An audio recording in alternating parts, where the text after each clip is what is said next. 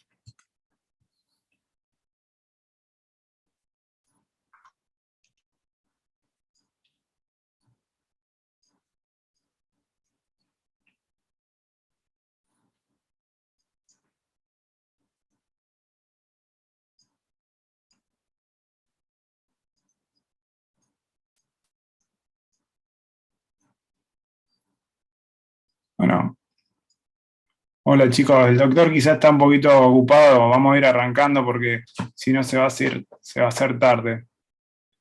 ¿Me escuchan bien? Sí, profe, te Sí, escuchamos bien. profe, te escuchamos. Sí. Sí, Bueno. Luis, te escuchamos perfecto y te vemos bien. Bueno, Profe, perdón, se silenció. Profe, está mutado.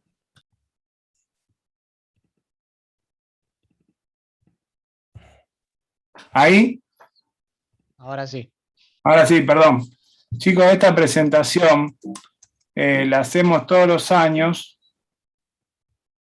Le voy a hacer un reconto rápido de la configuración externa, y en este caso va a ser vascularización, y después la configuración interna del sistema nervioso, especialmente del sistema nervioso central.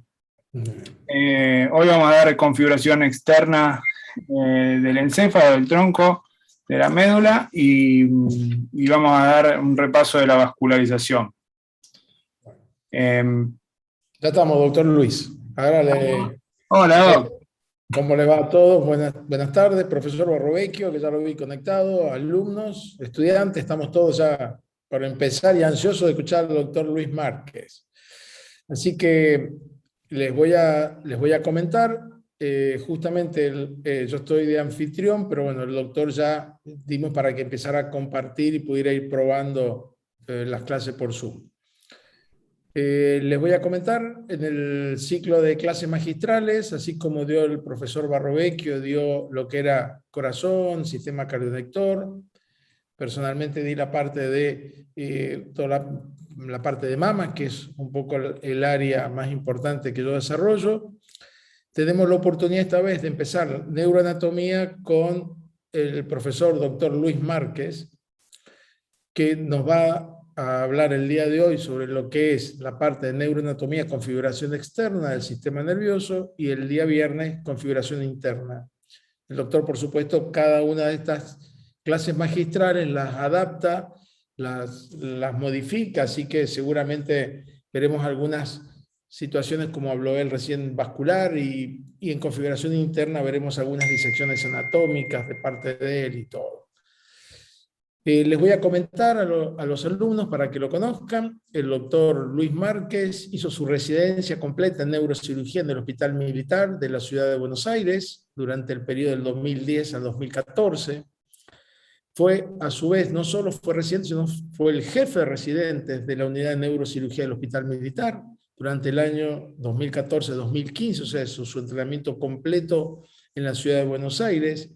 Y fue docente de neuroanatomía de la tercera cátedra de anatomía en la UBA desde el año 2014 hasta el año 2018, justamente el año en que decide regresar a la ciudad de Rosario, donde tuvimos la oportunidad de conocernos por la incorporación de él al Grupo Gama, que es el Hospital Privado Rosario, donde tenemos la posibilidad de trabajar en conjunto, e incorporarlo a la universidad como docente justamente de neuroanatomía de la cátedra nuestra de la Universidad Sede de Rosario, de la UAI. Así que la verdad que es un placer y un gusto, como siempre, doctor Luis, tenerlo entre nosotros y participando. La verdad que es todo un placer. Así que los estudiantes ya están preparados para poder recibirlo y comenzaríamos cuando usted disponga. Gracias, Doc.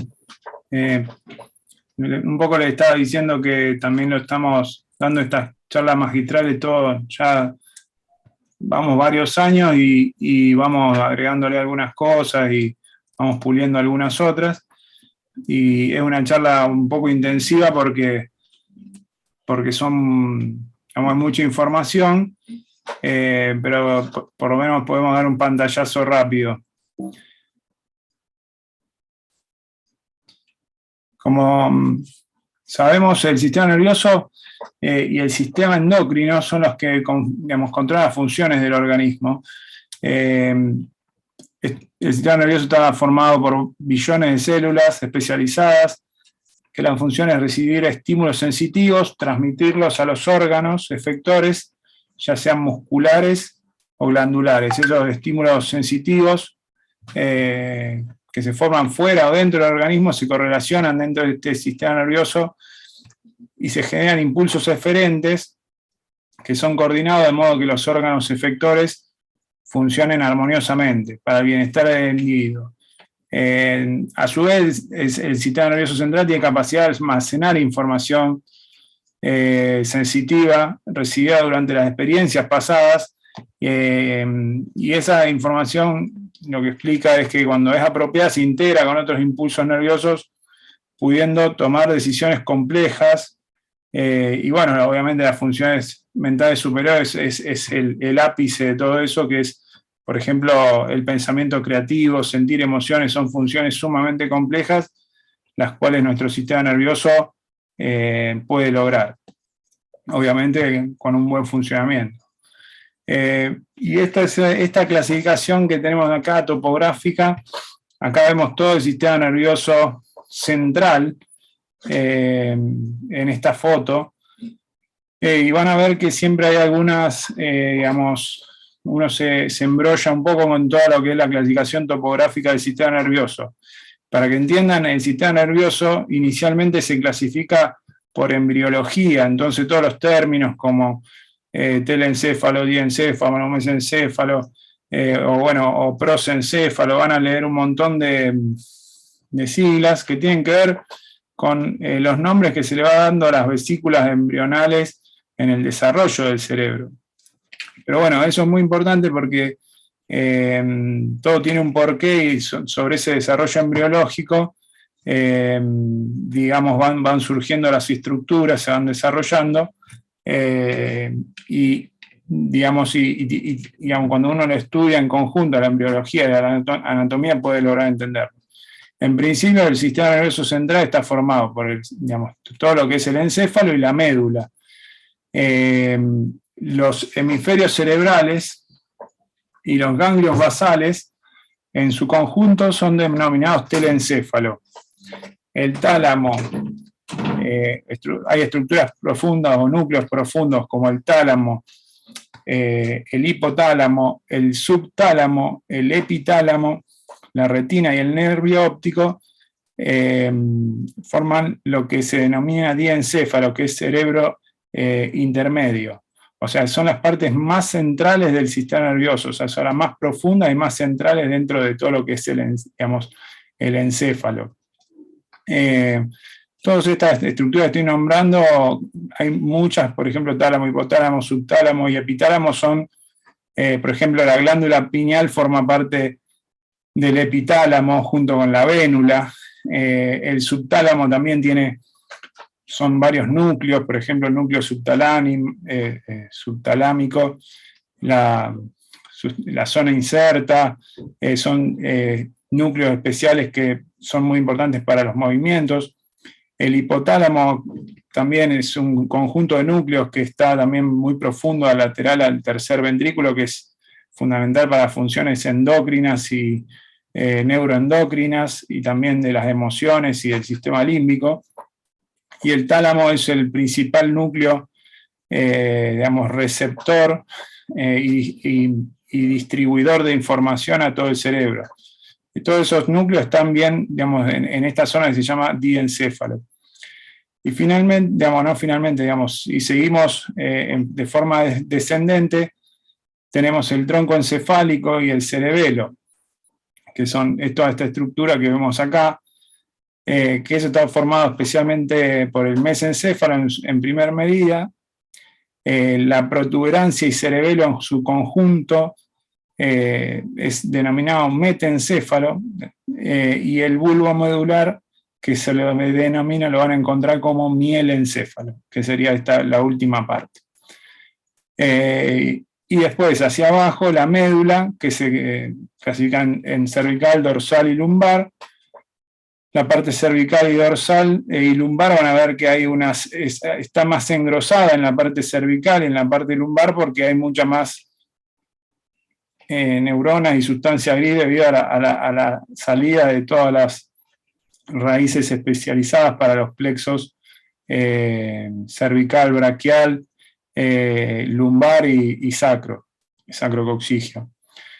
Finalmente, el sistema nervioso periférico es todo el sistema nervioso que está por fuera, de la columna o de la base del cráneo.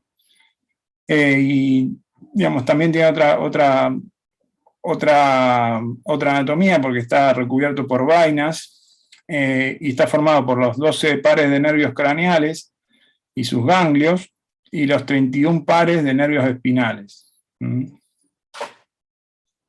entiende eso?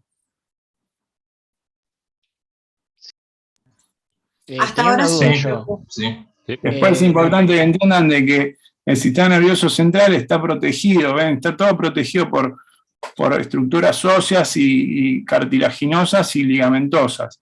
Especialmente el encéfalo está protegido por todo lo que es el cráneo, y la médula y raíces dentro del conducto raquídeo también está totalmente protegida por la columna vertebral. Y finalmente en el sacro. También a su vez van a ver que el encéfalo tiene tabiques tabiques gruesos que dividen el encéfalo. Por ejemplo, acá vemos la tienda del cerebelo, que divide, que forma la fosa posterior, donde está el cerebelo y el tronco encefálico. Eso está dividido anatómicamente, de la parte occipital o parieta occipital. También hay otras divisiones que vamos a ir viendo. Y según la organización del sistema nervioso central, también tenemos que entender de que tenemos la sustancia gris, que está formada por neuronas. Por ejemplo, esa se encuentra en la corteza cerebral y cerebelosa, que está en la parte externa, en la corteza, la parte más externa del encéfalo, pero también hay núcleos, que no solamente los ganglios basales, sino otros núcleos, como ya hablamos. Todo lo que sean núcleos o ganglios están plagados de neuronas, que obviamente se la denomina sustancia gris porque en los preparados tienen una coloración más grisácea que sustancia blanca, que básicamente serían las conexiones o cables, en este caso serían tractos, comisuras, o las cápsulas internas, todas esas regiones están colmadas de axones. Entonces, digamos, la neurona tiene, digamos, su soma, pero después tiene el axón, que en el caso de la sustancia blanca están mielinizados. Esa vaina de mielina la forman los oligodendrocitos y le dan ese aspecto más blanquecino. Entonces esas, digamos, también estos axones o tractos son muy importantes porque son la manera que tienen las neuronas de intercomunicarse o de llevar información hacia otras regiones. Además, el sistema nervioso se clasifica en un sistema nervioso somático y en un sistema nervioso autónomo. Esto también lo van a ver, que son los tipos de células. Como dijimos, teníamos las neuronas, que son las células donde se procesa toda la información, pero también hay otras células que acompañan, como las células gliales, la macroglía, dijimos, los oligodendrocitos son los que forman la mielina, y los astrocitos son otras células que están intermedias con las neuronas y regulan el ambiente, o sea, nutren a las neuronas, readaptan, inclusive también forman parte de lo que es la barrera hematoencefálica. Y la microglia, que son las células microgliales, son la vigilancia inmunológica del sistema nervioso central, que serían como si fueran los macrófagos en el cerebro. ¿Se entiende? Sí, profe, a mí me quedó una duda de antes. Dime. Cuando hablábamos de la división, en la segunda diapositiva creo que era, Sí. que al final decía del sistema nervioso periférico que incluía los 12 pares de nervios craneales y sus ganglios. Sí, en verdad, sí, te escucho. Porque yo creía, según lo que habíamos estudiado, o sea, tenían un origen real y aparente, que justamente el origen aparente se veía en el mesencéfalo, la protuberancia y el bulbo. Por eso es mi duda, no más. Pero no. Sí, más que nada cuando egresan, digamos, o sea, cuando salen en el origen aparente, por ejemplo, el nervio trigémino sale y cambia, digamos, hay una zona de transición. ¿Me explico? Sí, que sale de lo que sería la cubierta del cráneo, por ejemplo, del sistema nervioso central. Hay una zona, por ejemplo, en el nervio facial, en el trigémino, que son zonas de cambio, por ejemplo, digamos, donde cambia la estructura, por ejemplo, son zonas de transición, hay una zona de transición que se llama Steinler-Redlich, que, digamos, ahí es como que el nervio cambia histológicamente. Obviamente, no es lo mismo un nervio periférico, digamos, que sale de la columna, que uno que sale del cráneo y después, digamos, sale de la dura madre más adelante. ¿Me explico? Sí. Entonces bueno, los consideramos como parte del periférico, digamos. Y, por ejemplo, el nervio facial, cuando sale del conducto estibulomastoideo, es un nervio periférico. Claro. Nosotros, doctor Luis, sí. tomamos, cuando dimos la clase de justamente de cabeza y cuello para los alumnos, lo dividimos justamente de esas mismas características, como dijo el alumno Tomás, es decir, tenemos un origen real y un origen aparente. Entonces, claro, el origen aparente es a partir justamente del tronco encefálico, excepto el primero y el segundo par, los demás tienen. Y entonces, desde ahí en adelante lo denominamos como justamente el trayecto fuera del sistema nervioso central. claro. Y cuando hacemos los cortes de las distintas áreas, que eso lo vamos a ver incluso más adelante, ahí les ubicamos el origen real con el núcleo neuronal básico. Por eso lo explicamos así, para que, bueno, tengan los alumnos una idea más correcta y más fácil de estudiar, ¿no? Sí, a nosotros lo que nos pasa a veces, por ejemplo, el nervio facial sale de la fisura ponto-vulvar. Si nosotros lo tocamos en el ángulo pontocerebeloso, lo manipulamos en una cirugía, ahí el nervio es mucho menos resistente que, por ejemplo, si nosotros lo manipuláramos a la salida, no sé, cerca de la entrada de la parótida. Yo creo que, digamos, eso es importante entender, más que nada de que el sistema nervioso, digamos, como que todo lo que son las raíces que ya egresan del cráneo, creo que tienen un recubrimiento neural mucho mejor que, digamos, lo que está más interno al cráneo. No sé si me llego a hacer explicar. Sí, profe, sí, ahora entiendo por dónde va, sí. Eso es lo que quería decir. O sea, una vez que el nervio sale del cráneo, tiene una resistencia, o sea, distinta, que eso tiene que ver con, como les decía, de las vainas de recubrimiento. Y después, lo que vos decís que es importante, el origen real y aparente, porque obviamente el nervio craneal surge de un núcleo, y después el origen aparente en el tronco no es el inicio de ese nervio, se inició más dentro del tronco, ¿no? O sea, eso es lo que... No sé si está viendo que eso... Sí, perfecto, perfecto. Nosotros, desde el punto de vista didáctico, en Cabeza y Cuello damos toda la parte justamente periférica, pero bueno, ahora es un poquito el momento de conectar, entonces, claro, los núcleos reales con ese trayecto que justamente están comentando. Así que sí, es para que tengan una idea, es el mismo nervio, lo que pasa es que, bueno, lo dividimos por la cuestión didáctica, pero muy perfecto. bien. Gracias. Andrea de Salio en 1555 fue el primero que escribió, digamos, ven este dibujo que él hizo de todo el sistema nervioso desplegado. O sea, él logró de alguna manera en sus diagramas como aislar el sistema nervioso y, digamos, poder, o sea que esto, digamos, se viene estudiando hace mucho, igual obviamente sigue siendo muy difícil para una persona poder entender, digamos, todo el sistema nervioso y toda su anatomía.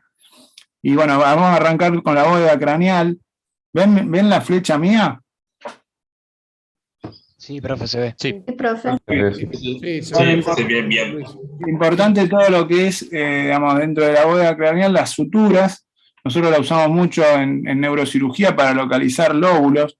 Esta, digamos, la sutura coronal, la sutura temporal, la sutura lambdoidea, esta intersección entre suturas que ven que es el hueso parietal con el hueso temporal y el hueso occipital, forma una intersección que se llama asterion. Este es un punto muy importante que usamos nosotros porque debajo de este punto está el seno transverso y digamos, continúa el sigmoide para abajo. Este es un punto que lo usamos mucho para cirugías. O sea que ustedes ven que nada más con saber las suturas podemos saber dónde hay alguna estructura. Por ejemplo, la sutura temporal marca, digamos, en la profundidad está el valle silviano, que es lo que va a dividir lo que es frontal de lo que es temporal. Este es el ala mayor de esfenoides, el hueso frontal, el hueso parietal y el hueso temporal. Esta unión de suturas, que fue una forma de H, se llama terion.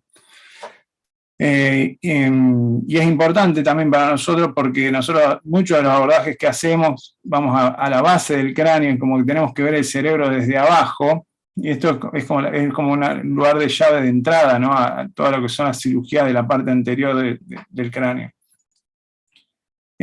Acá tenemos el conducto auditivo, la apófisis mastoides, bueno, la mandíbula, bueno, también el malar. Si vemos de arriba, podemos ver la sutura interparietal, la sutura coronal, y acá por detrás la sutura lambdoidea. Esto es lambda. Después podemos ver la cavidad endocraneal sin la dura madre. Podemos ver todos los forámenes. Esta es la apófisis clinoide del hueso esfenoidal. Estos dos que se ven acá son los conductos ópticos. Este es el agujero redondo mayor, que es por donde sale la rama B2 del nervio trigémino. Este foramen que está acá, el foramen espinoso, que es por donde entra la arteria meningia media. Este es el agujero rasgado anterior, que no es que es un agujero por donde va a entrar algo, pero sí va a transcurrir la carótida por acá abajo. O sea, por acá no entra la carótida, sino que transcurre por acá y después se viene acá y pega la vuelta, digamos. Todo esto, toda esta región que se ve acá es el seno cavernoso. Este orificio que se ve acá es el foramen oval, por donde sale la tercera rama del nervio trigémino. Toda esta región que está acá se llama clivus. Esta es la silla turca. Como dijimos acá, esta se llama apófisis clinoides anterior y estas son las apófisis clinoides posterior. Estas son el foramen yugular, por donde drena, digamos, todo lo que es el seno transverso, va a discurrir por acá, acá se transforma en seno sigmoide, después drena por este foramen y se forma la vela yugular interna, que va a salir en conjunto con los pares craneales bajos, con el 9, 10 y el 11. Después este es la apófisis cristagali con la lámina cribosa del etmoides.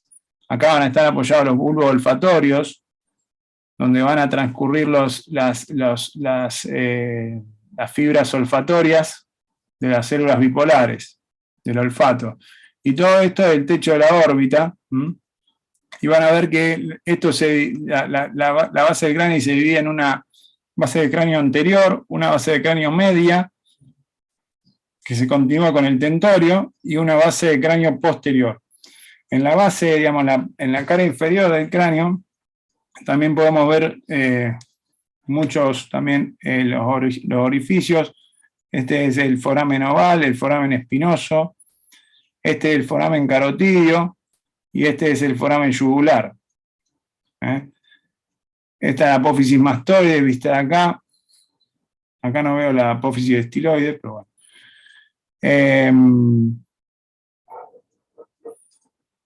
Y bueno, todo esto es la parte, digamos, la coana, el paladar duro, las apófisis pterigoides. Bueno, el foramen magno. Y otra parte muy importante es la articulación entre lo que es el atlas y otra cosa que me olvidé decir, estos son los cóndilos occipitales, que se van a articular con las masas laterales del atlas. Y es muy importante acá la relación del atlas y la arteria vertebral. Ustedes entienden que nosotros, para poder rotar la cabeza, esta vértebra, que es el atlas, es la que más le da la capacidad de rotar la cabeza al ser humano.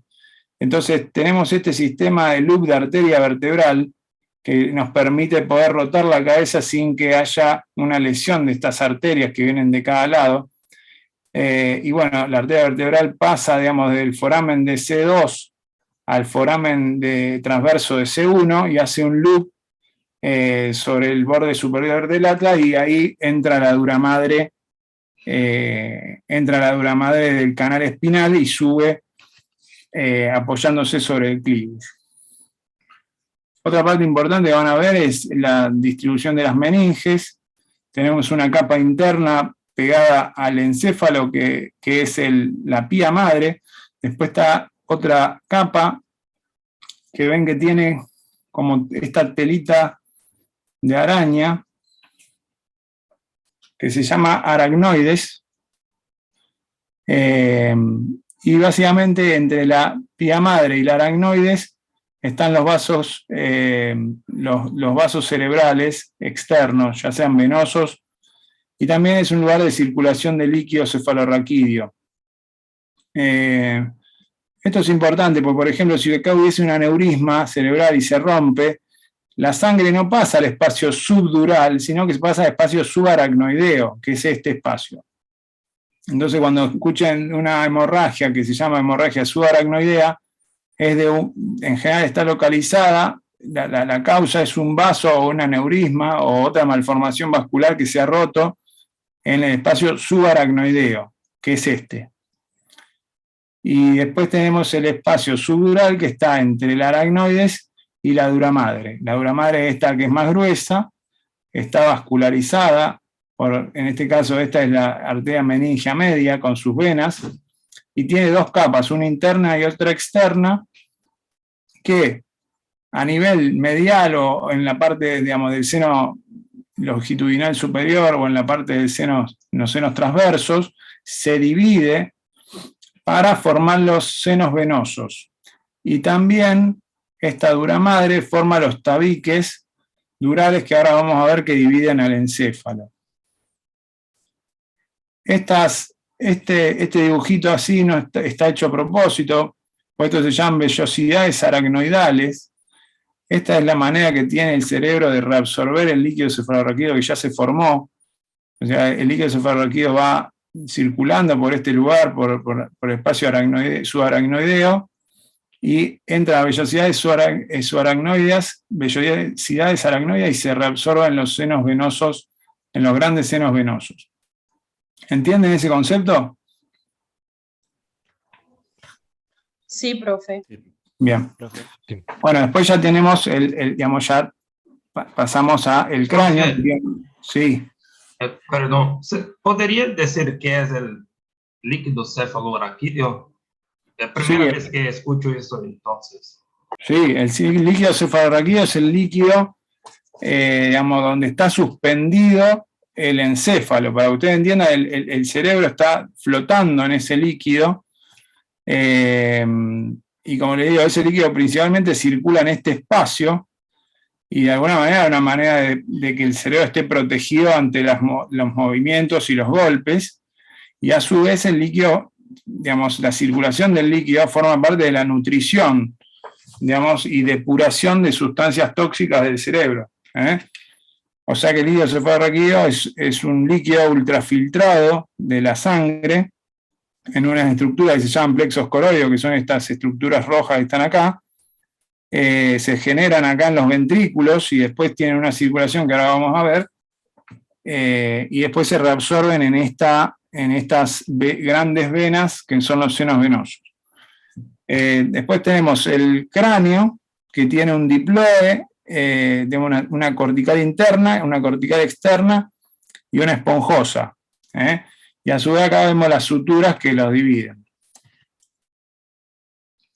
Es importante también que entiendan de que el cuero cabelludo no es igual al resto de la piel del cuerpo.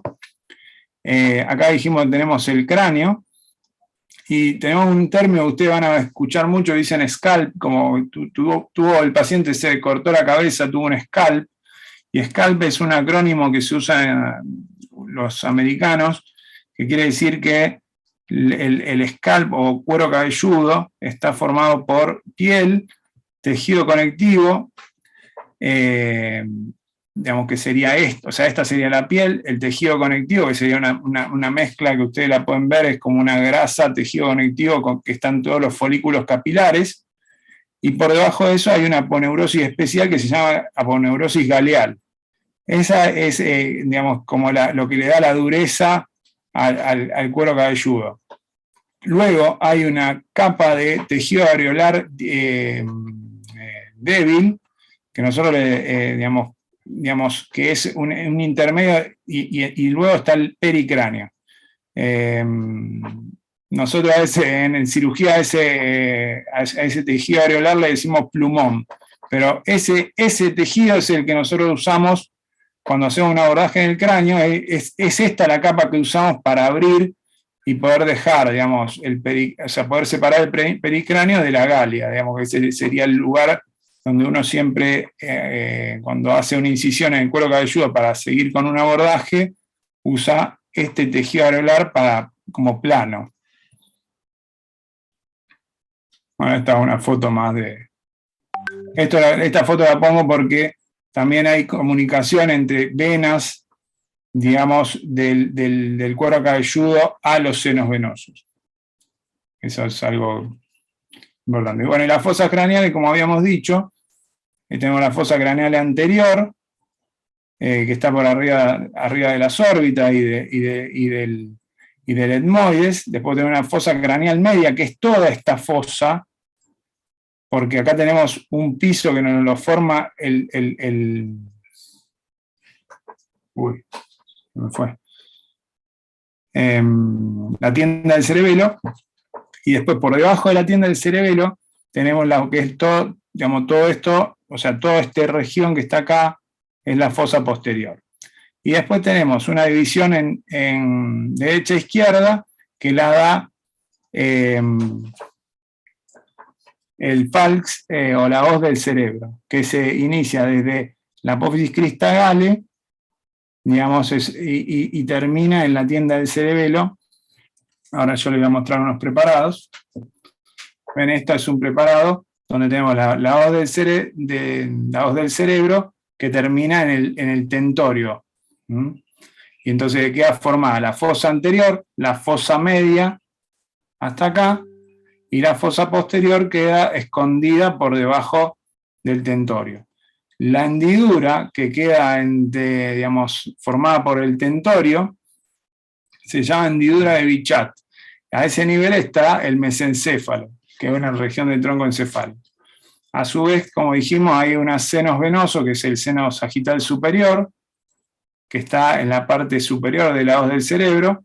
Después está el seno sagital inferior, y este que se llama seno recto, y después están los senos transversos y sigmoideos, y en la base del cráneo ya empiezan las arterias, la vena yugular interna.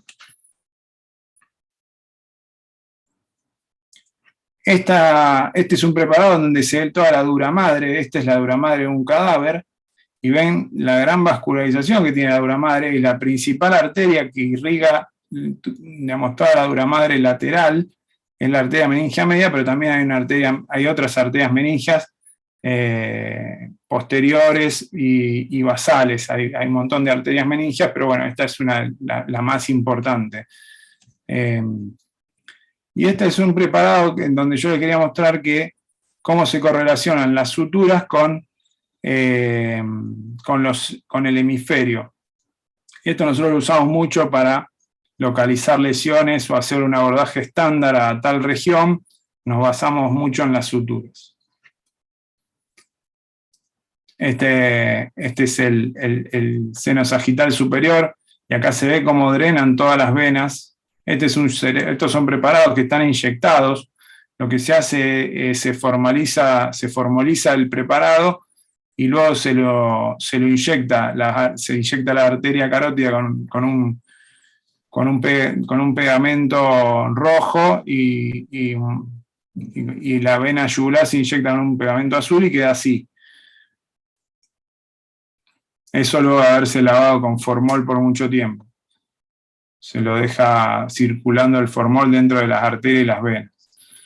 Esto no tenemos posibilidad de hacerlo en Argentina, por eso nosotros tenemos los preparados que los tenemos que buscar de otras bibliotecas de imágenes, pero esto se podría hacer acá, pero bueno, la ley acá en Argentina no nos deja tener los cerebros tan rápido. En general, ya cuando los tenemos están descompuestos y ya no se puede hacer este mecanismo. Doctor, ¿eso sería como una plastinación? No, la plastinación es distinto, es otro método. La plastinación es para hacer cortes. Esto es una formalización que luego se hace inyección de material de color para poder estudiar todo el preparado. Está buenísimo. Esta es la parte occipital y suboccipital. Como dijimos, el seno sagital superior termina en lo que se llama la tórcula, que es esta región, y se divide en seno transverso derecho e izquierdo, y el seno transverso continúa acá donde pega la curva. Esto es el seno sigmoideo, y después acá llega al foramen yugular. Este es el bulbo raquídeo. Este es el hemisferio cerebeloso y la parte vermiana. Y estos son los dos lóbulos occipitales. Y bueno, esto también quería mostrárselo porque esto es lo que nosotros nos encontramos, ni siquiera así, lo encontramos de otra manera cuando vamos a operar. O sea, que no es que el cerebro está descubierto y nosotros podemos saber qué surco, qué giro es cada uno, sino que está todo lleno de venas y de arterias, y uno de alguna manera tiene que ir reconociendo la anatomía. Pero bueno, la idea para ustedes es, digamos, diagramárselo con otra, digamos, ya los preparados cuando ya no tienen todas estas regiones venosas y arteriales que un poco confunden. Entonces se pueden hacer preparados así. Esta es la cara digamos, acá, esta imagen para que vean, este es el cerebro visto de adelante, podemos ver la fisura interhemisférica, esta es la fisura silviana, que divide el lóbulo frontal del temporal, y bueno, está la fisura tentorial, o lo que yo les dije, que la hendidura de Bichat, digamos, divide a lo que es digamos, deja por debajo a lo que es el tronco encefálico y el cerebelo, más que nada en la fosa posterior, y el resto, digamos, a nivel del mesencéfalo para arriba está en la fosa superior. Y el hemisferio tiene caras lateral, medial y basal. Esta es la cara lateral. Y tenemos un lóbulo frontal. Esta es la fisura de Rolando, o fisura central. Esta es la fisura silviana. Y a partir de acá podemos ya dividir el lóbulo frontal. Por detrás del surco central está el lóbulo parietal, y por debajo de la fisura silviana está el lóbulo temporal. Lo que no tenemos una fisura es para dividir el lóbulo occipital, que generalmente se usa este notch, que se llama notch occipital, para, digamos, y otro reparo que vamos a ver en la cara medial, que es la fisura parieto-occipital en la cara medial. Eso, digamos, esa línea sería lo que divide el lóbulo, digamos, occipital del lóbulo parietal y el temporal. Por debajo, digamos, si uno abre la fisura silviana, encontramos lo que es denominado el lóbulo de la ínsula, que también tiene sus giros y sus surcos, pero es un lóbulo que está oculto. Y también hoy en día se dice que todo lo que sería la circunvolución que está por delante del surco rolándico y por detrás del surco rolándico, los dos giros, formarían otro lóbulo que se llama lóbulo central. Eso es un término más neuroquirúrgico, más que nada para decir que se va a abordar a esta área, porque esta área es muy elocuente, porque en estas dos áreas está todo lo que es la sensibilidad y la motricidad de gran parte del cuerpo, y todo lo que es el homúnculo de Penfield, que ustedes van a estudiar, ya sea motor y sensitivo, se encuentra en esta región nada más, que son estos dos giros. Entonces este lóbulo también lo pueden encontrar como lóbulo central. Esta es la cara basal, donde vemos la parte orbitaria del frontal, la fisura interhemisférica, los nervios olfatorios que van con su bulbo, este es el bulbo olfatorio y este es el tracto olfatorio. Después finalmente se divide en estría medial y lateral. Estos son los nervios ópticos y el quiasma óptico, y acá ya vemos la cintilla óptica, que es la forma con la que terminan los cuerpos geniculados laterales. Este es el tallo hipofisario, los cuerpos mamilares. Estas son las arterias carótidas, y estas son las arterias comunicantes posteriores, que terminan comunicándose desde la carótida a las arterias cerebrales posteriores. Este es el lóbulo temporal. Este es el uncus del temporal. Este es el cerebelo, bueno, y la protuberancia y el bulbo. Bueno, entonces, esta parte del frontal estaría apoyada en la fosa anterior, la parte temporal hasta la occipital estaría apoyada en la fosa media, y el cerebelo y el tronco estarían en la fosa posterior. Acá, haciendo un corte a nivel del mesencéfalo, podemos entender que esto es el mesencéfalo porque se ve todo el pie del mesencéfalo. Esta es la sustancia perforada posterior. Esta es la sustancia negra. Acá podemos ver mejor todo lo que es la continuación de lo que habíamos dicho que es el lóbulo temporal, en la parte más medial. Este es el lóbulo, es el giro parahipocampal, se continúa, esto forma parte del sistema límbico, se continúa con el giro del cíngulo, por eso está de este color. Esto es lóbulo temporal, como ven, esto es lóbulo occipital y esto es lóbulo frontal. Estas áreas, esta que es la sustancia perforada anterior y esta la sustancia perforada posterior, son muy importantes porque acá entran todas las arterias perforantes para los ganglios de la base, acá también para todo lo que es el mesencéfalo, tálamo, hipotálamo, Son arterias muy importantes y son muy pequeñas, entonces cualquier tipo de lesión a este nivel puede generar grandes problemas, grandes déficits neurológicos. Y esto es lo que les contaba, la estría olfatoria, lateral y estría medial. La estría medial va para todo lo que es cíngulo y lóbulo frontal, y la estría lateral termina en todo lo que es amígdala y lóbulo temporal. Esta es la cara medial, donde vemos el giro del cíngulo. Este es el surco parieto-occipital, o sea que divide de acá para acá, es parietal. Acá termina la fisura de Rolando, entonces digamos de acá para atrás es parietal, de acá para adelante es todo frontal. Este giro que está acá se llama giro de cíngulo. Y como dijimos, esto es el surco parieto-occipital con el occipital, que tiene dos partes, la cúnea y la língula. Bueno, acá tenemos dividido en dos el cerebelo y el tronco encefálico, y tenemos el mesencéfalo, la protuberancia y el bulbo.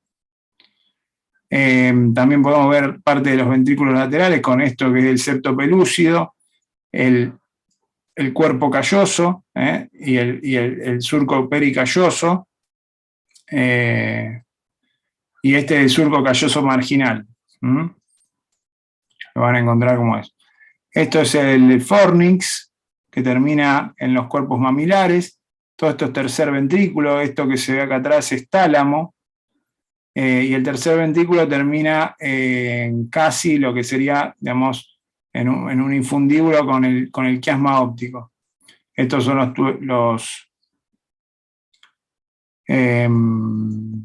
no, ya está, ahí está. Bueno, acá están divididos los lóbulos, como le dije, parietal, frontal, occipital y cíngulo. Acá están todas las estructuras del sistema límbico, que bueno, no voy a parar mucho en eso porque si no, no terminamos más, pero conecta todo lo que es el rinencéfalo, que es la parte olfatoria. También forma, digamos, tenemos una parte del sistema límbico que es para lo que es memoria y otra parte que es para lo que es emociones. Todo lo que es amígdala, rinencéfalo, lóbulo frontal y parte del cíngulo es para todo lo que es emociones, conducta, digamos, va a modular todo eso. Y todo lo que es la parte temporal con el hipocampo, la corteza entorrinal, que sería la parte del uncus, y su comunicación con el fornix y otros núcleos, sería todo lo que es memoria. Entonces ustedes cuando digan lóbulo o sistema límbico, se tienen que acordar de emociones y memoria. ¿Vamos? Y bueno, las áreas elocuentes de los lóbulos cerebrales las van a ver con números. Como le dije, el área motora primaria es el área 4 de Brodmann, está por delante del surco de la fisura de Rolando. O sea que la circunvolución precentral, que es la motora, y la postcentral, que es la sensitiva, el área 312. Después tenemos el área premotora, que es el área 6, el área oculomotora frontal, que es el área 8, el área en el lóbulo dominante, el área 44 de Brodmann, que es lo que normalmente se le dice área de Broca. Las áreas auditivas primarias y secundarias, que están en el lóbulo temporal, en el giro superior del lóbulo temporal, especialmente en el giro de Heschel, que es un giro que está dentro de la fisura silviana. Digamos, todo lo que procesa la información auditiva y también la parte auditiva del lenguaje, y forma parte del área de Wernicke. Y después tenemos estas dos áreas que son la 40 y 39, que este es el giro supramarginal y este es el giro angular, que también, digamos, forman parte de todo lo que es el reconocimiento del lenguaje. Entonces tenemos una parte motora del lenguaje, que sería el área de Broca, y un área, digamos, sensitiva o sensorial del lenguaje, que comúnmente se dice de Wernicke. Ahora ya se sabe que no todo es tan así, pero digamos, es importante que ustedes lo entiendan así, digamos, que toda la parte de entendimiento y comprensión del lenguaje se genera gran parte acá en el final de la fisura silviana, más que nada el temporal y el parietal al final de la fisura silviana. Después tenemos el área visual primaria, que es el área 17. Y bueno, y esto es lo que les quería decir, que todo esto es el área premotora, o sea, el área promotora es la que, digamos, donde se procesan los movimientos coordinados y programados. O sea que, si bien una lesión acá en el área 4 sería una lesión definitiva, y nosotros, esto según el homúnculo de Penfield, puede llegar a ser la mano. Si nosotros lesionamos acá, probablemente no volvamos a mover más la mano y no haya posibilidad de recuperación. Ahora, si yo lesiono a esta área, puede ser que yo después de una cirugía salga sin mover la mano, pero en general una lesión acá no va a ser definitiva. ¿Entienden eso? Sí, profe. Bien. Y bueno, su homólogo en la cara medial sería esto, ¿no? O sea, toda esta parte es la parte de la pierna. Si nosotros lesionamos acá, vamos a tener un déficit seguro de un miembro inferior y no va a ser recuperable. Lo mismo acá la sensibilidad. Y esta es toda el área visual primaria o por la fisura calcarina. Esta fisura no se las dije. La fisura calcarina divide la cuña de la língula. En toda la fisura calcarina es la parte más elocuente para la visión. Obviamente hay un área visual primaria que es la 17, después la secundaria por arriba y por abajo, pero bueno, tienen que saber esto. Y esto es lo músculo. Sí. Respecto a la numeración de las áreas, ¿hay algún criterio para poner, por ejemplo, 6, 4? Porque, por ejemplo, estaba el 1, 2, 3 y después salta el 40. No, Brodmann lo puso así. Yo la verdad que no debe haber toda una explicación. Inclusive los franceses tienen una nomenclatura todavía más específica de todo. Pero bueno, esto es lo más. Estas son las áreas más comunes. Todas las regiones del cerebro tienen un área, digamos. Pero la van a ver muy seguido así. Bien, gracias. Este es el homúnculo de Penfield. Como les dije, ven, toda esta parte es pie y pierna, tronco, bueno, hombro, ven la parte más, digamos, acá donde ya pega la vuelta está la mano, y la parte más inferior, todo lo que es la cara y la lengua. Y también, para que entiendan, eso se correlaciona con esto, porque todo esto es cara, lengua, laringe, ¿me explico? Y está conectado con el área, digamos, del habla, o sea que en el lóbulo dominante, en verdad, digamos, nosotros en la práctica vemos que todo esto es el área del habla. ¿Me explico? O sea, no solamente esto, sino esto también, porque una lesión acá también te deja fásico. No sé si me entienden. Pero bueno, esto es un dibujo. Después, inclusive ya se sabe que todas las áreas, no toda la gente la tiene en el mismo lugar y la función también. Es por la cercanía que se vería afectado directamente. Claro, no, y porque en verdad cumple la misma función esta área también, o sea, porque es área motora. Nosotros le decimos córtex motor laríngeo a toda esta parte, porque si vos estimulás con un paciente despierto esta área, lo dejas mudo. Entonces, no solamente es esto, sino que también es esto, pero bueno, son detalles que no tiene sentido. La idea es que entiendan cuáles son las áreas y los números, pues eso lo van a ver en un montón de libros así. Y este son los dos descubridores de estos síndromes. Broca tuvo dos pacientes con lesiones a ese nivel y los dos quedaron afásicos y podían entender todo. Y él empezó a correlacionar que esa área podía tener que ver con el lenguaje motor. Y Wernicke también hizo sus estudios y también determinó cuáles eran las áreas donde se generaba, digamos, se generaban afasias, digamos, sensoriales, o sea que el paciente puede tener un habla que es incoherente y además no entiende lo que se le dice y no, digamos, hace parafasias, o sea que no es que tiene bloqueada la voz, pero no tiene capacidad de entender o de, digamos, de expresar el lenguaje.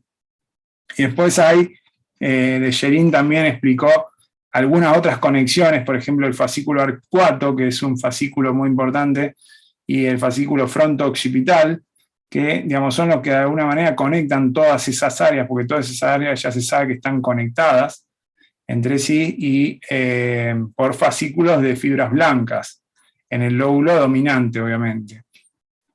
Así que hoy en día nosotros hacemos este tipo de imágenes, este es el fascículo arcuato, que conecta, como decirte, el área de Wernicke con el área de Broca, o sea, todas esas áreas, y si uno tiene una lesión a este nivel profunda en el fascículo arcuato, uno también va a tener una afasia que inclusive puede ser mixta.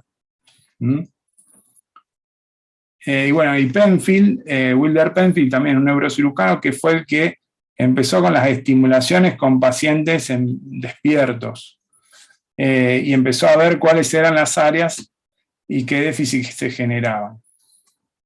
Esto es un poco para que vean cómo se ven las estructuras en la resonancia. Estos son cortes coronales a diferentes niveles. Todo lo que ven acá, digamos, gris, es sustancia gris en este caso, en este corte, y todo lo que ven así blanco son fibras blancas. Y acá también se pueden empezar a ver los núcleos centrales del cerebro. Acá vemos el núcleo caudado, el putamen, todo esto que se da acá en la cápsula interna. Esta es la fisura silviana. Este es el lóbulo temporal, este es el lóbulo frontal, este es el cuerpo calloso. Por debajo del cuerpo calloso están los ventrículos laterales. Este es el nervio óptico. Esta es la hipófisis. Acá podemos ver un corte que está más atrás y vemos el cerebelo. Y los lóbulos, ya esto es el final del temporal y el parietal, la fisura interhemisférica, los ventrículos laterales a su nivel más posterior. Y acá podemos ver, por ejemplo, estos son cortes axiales, y por ejemplo ven acá en un corte bien superior, podemos ver y reconocer los surcos. Por ejemplo, este es el surco de Rolando. Entonces nosotros con estas imágenes y entendiendo cuáles son los surcos, podemos también entender dónde están las lesiones. Hoy en día tenemos una gran capacidad con las resonancias que tenemos para determinar exactamente dónde está una lesión y quizá poder acceder a ella, o bueno, directamente poder hacer un diagnóstico, por ejemplo, neurológico, no sé, en un ACV, en un accidente cerebrovascular isquémico, poder saber exactamente dónde estuvo el problema. Y casi todas estas estructuras que estuvimos hablando en un cadáver la podemos estudiar en una imagen. Por ejemplo, acá podemos ver perfectamente la fisura silviana. Entonces nosotros ya sabemos que esto es lóbulo temporal y que esto por lo menos va a ser lóbulo frontal. Este es la fisura de Rolando. Entonces sabemos que de acá para atrás va a ser parietal y de acá para acá va a ser frontal. Inclusive a nivel intermedio, inclusive hasta podemos estudiar la pared medial de digamos, los hemisferios. Como dijimos, este es el surco parieto-occipital, este es la fisura calcarina, entonces esto es la língula y esta es la cunea. Este es el cíngulo, este es el cuerpo calloso. Este, bueno, todo el cerebelo con el cuarto ventrículo, los ventrículos laterales. O sea que ven que con las imágenes de resonancia también se usan diferentes secuencias, se puede estudiar todo el sistema nervioso con gran detalle. Inclusive hoy se está estudiando también áreas que se alteran con respecto al Parkinson y al Alzheimer, que son cosas muy sutiles y que se están pudiendo hacer hoy en día. O sea que hoy en día las imágenes son muy importantes en el diagnóstico de todo lo que es patología neurológica. Y bueno, para hablar del tronco encefálico, como dijimos, teníamos los pedúnculos cerebrales, el puente o protuberancia y el bulbo, y también teníamos posteriormente a él el cerebelo. Esto es lo que hablaba acá el compañero del origen aparente de los nervios. Este es por ejemplo, en la protuberancia, este nervio llama mucho la atención. Este es el nervio trigémino, con su rama motora, que es la más pequeña, y la parte sensitiva, que es la más grande. Esta es la fisura pontomesencefálica, y acá tenemos el tercer par saliendo en la parte más medial, y el cuarto par que viene rodeando desde atrás. Y esta es la fisura pontovulvar, y tenemos el sexto par, más medial, el paquete vestíbulo acústico, que ustedes saben que está el nervio facial, el intermediario de Reisberg, y lo que es el nervio auditivo con los vestibulares. Después tenemos todo lo que son los pares bajos. En la parte retroolivar tenemos el 9, que es el glosofaringio, el 10, que es el neumogástrico, y el 11, que es el espinal accesorio. Y preolivar, que la oliva es esta región que está acá, tenemos el nervio hipogloso. Esto que se ve acá se llaman pirámides vulvares, que acá va a transcurrir todo lo que es el haz corticoespinal y que se va a decusar a este nivel, que es la zona de decusación o entrecruzamiento de fibras del bulbo. Este surco tiene la protuberancia acá, que es el surco basilar. Acá va a estar apoyada la arteria basilar, y va a haber un montón de arterias pontinas que van a salir acá. Esto que habíamos hablado antes, que es la sustancia perforada anterior, gran parte de las perforantes finales del tronco basilar van a terminar acá. Bueno, acá están las cintillas ópticas, y bueno, los nervios ópticos que van a estar, digamos, luego de acá del quiasma salen acá, y este es el nervio olfatorio con su estría medial y lateral. Y esta es la sustancia perforada anterior. Y bueno, esta es la realidad. Este es un preparado que es muy lindo, y ven, podemos ver lo mismo, el tercer par, el cuarto par que está acá rodeando, el quinto par que está acá, está medio truncado, pero bueno, sale de acá de la protuberancia, el sexto par, y el paquete vestíbulo facial acústico, el hipogloso, bueno, y todos los pares bajos acá, el 9 y el 10 y el 11. Todo eso también está en relación con esta estructura del cerebelo, que es el flóculo. Especialmente sale acá, cerca del flóculo, el paquete, como les dije, vestíbulo facial y acústico.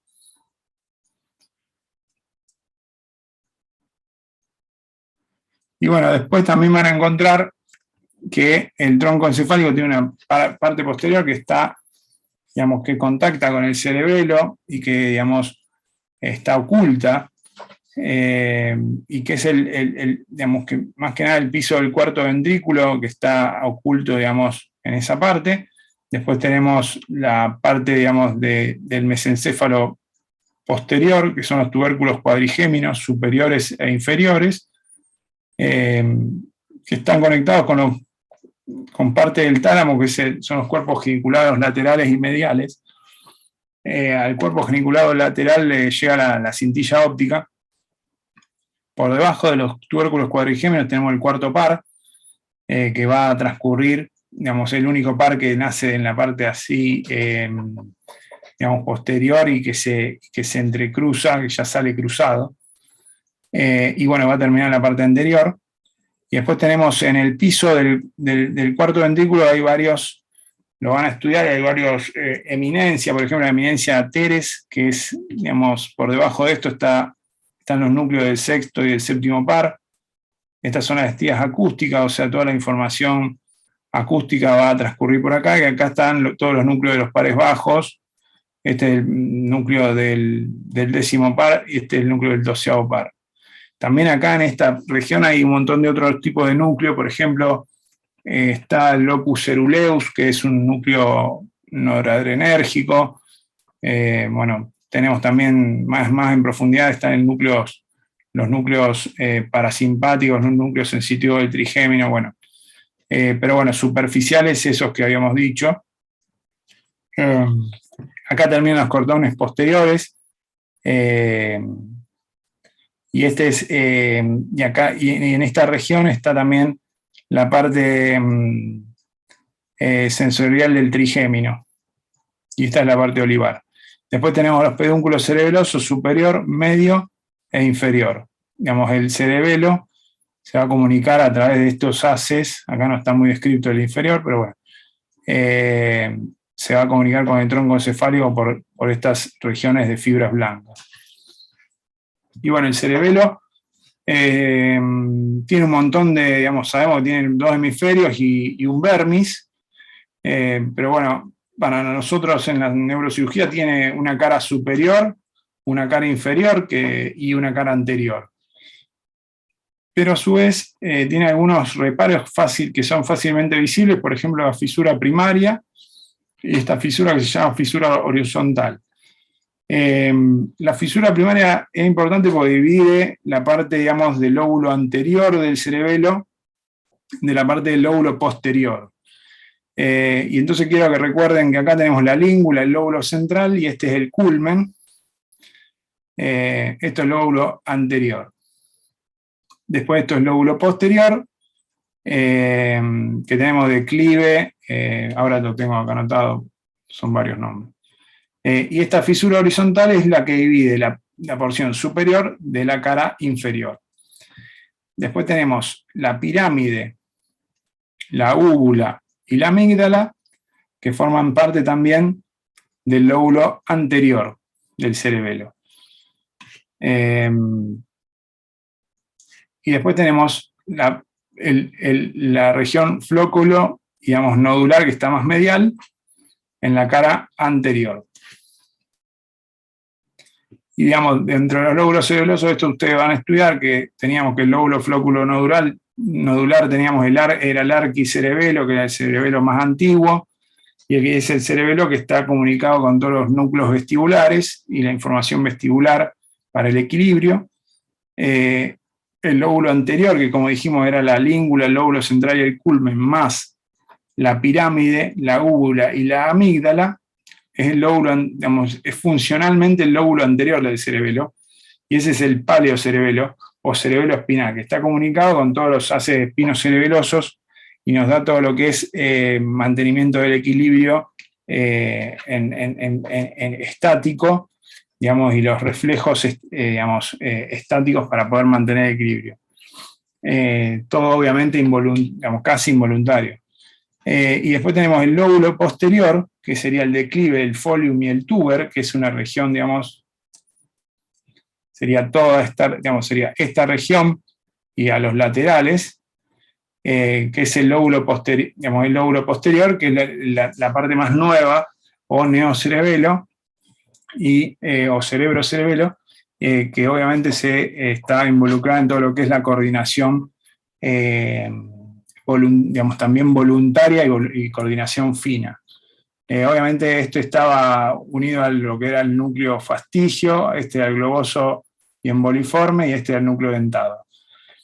En la práctica, nosotros sabemos que las lesiones cerebelosas son fácilmente compensables, salvo que generemos déficit en esos núcleos. O sea, si uno genera un déficit en el núcleo dentado, que es una estructura muy importante del cerebelo, es muy difícil que se recuperen la coordinación motora, digamos, de ese paciente. Y bueno, para seguir hablando de médula y plexos, acá podemos ver cómo la médula está toda dentro del canal espinal. En general termina a nivel L1, L2, y digamos, en su pasar por el conducto raquídeo, digamos, se van saliendo todas las raíces, que ahora las vamos a ver, y finalmente en L1, L2, ahí está terminando la médula, que esa región se llama cono epicono. Hay un ligamento que la mantiene la médula en el lugar, que se llama filum terminal, y también un montón de raíces que salen, como ven ustedes, como una forma de cola de caballo, y se llama cola de caballo. Y todas esas raíces, digamos, que van saliendo, van formando diferentes plexos: el plexo cervical, el plexo braquial, bueno, acá están todos los nervios intercostales, el plexo lumbar, el plexo lumbosacro, y el plexo lumbar y el plexo, sí, lumbosacro. También tenemos un recubrimiento muy parecido a lo que habíamos hablado en el sistema nervioso central, donde hay una pía madre, hay una aracnoide, que es esta capa aracnoidal que ven acá, y una dura madre que también tiene 2 hojas. Esta pía madre también contiene unos ligamentos que se llaman ligamentos dentados, que hacen que la médula pueda estar en el lugar, digamos, y no sufrir torsiones, y digamos, la mantiene en el lugar y protegida. Y como ven también acá, tenemos digamos, las raíces cuando van saliendo salen con 2, digamos, la raíz sale y tiene 2, digamos, tiene 2 porciones, una porción anterior y una porción posterior con su ganglio de la raíz dorsal. Entonces, esta es una médula vista de la parte posterior. Este ganglio de la raíz dorsal es, digamos, la segunda, la primera neurona de los receptores sensitivos, y es el primer núcleo sensitivo digamos, para todo lo que es la sensibilidad. Este es un lugar donde cualquier lesión a este nivel puede generar grandes digamos, sensaciones de dolor, o inclusive también a este nivel también donde nosotros depositamos medicación para poder hacer un bloqueo o también un tratamiento del dolor en alguna raíz. Y la médula, como dijimos, tiene una parte, al contrario que en el encéfalo, la sustancia gris va por el medio, tiene una forma de H con una comisura central, con astas anteriores, astas intermedias y astas posteriores, y está rodeada por sustancia blanca. Tiene un surco anterior, más grueso, por donde viajan la arteria espinal anterior, y tiene, en la parte posterior no tiene un surco tan pronunciado. Esta es una imagen de toda la médula, o sea, por acá termina el bulbo, este es el engrosamiento cervical, como dijimos, en la parte torácica, y el engrosamiento lumbar. Y esta es la cola de caballo, y esto que se ve acá, este ligamento en el medio, es el filum terminal.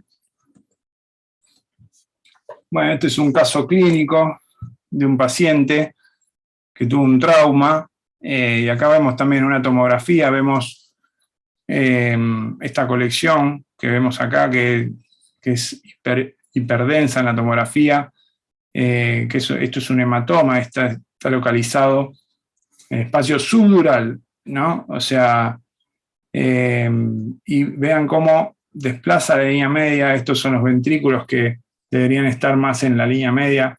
Esta sería la línea media. Ven cómo los ventrículos están lateralizados. Y este es un corte coronal que también vemos acá, la hoz del cerebro, cómo está lateralizada también para ese lado. Este es un paciente que es una urgencia, este paciente tiene riesgo de vida.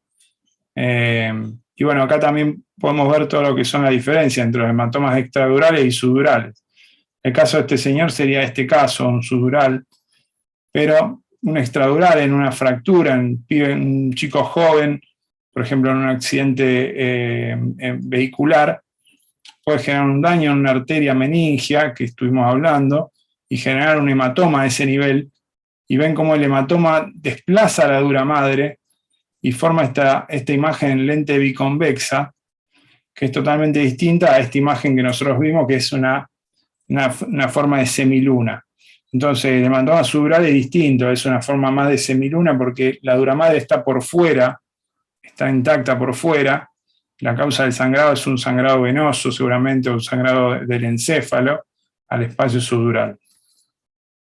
Obviamente estos pacientes se operan, se evacúa, se hace una craniotomía, como yo les dije, a nivel del área terional, se abre la dura madre, o sea, se saca toda esa plaqueta de cráneo, se abre la dura madre y tenemos acceso a este hematoma.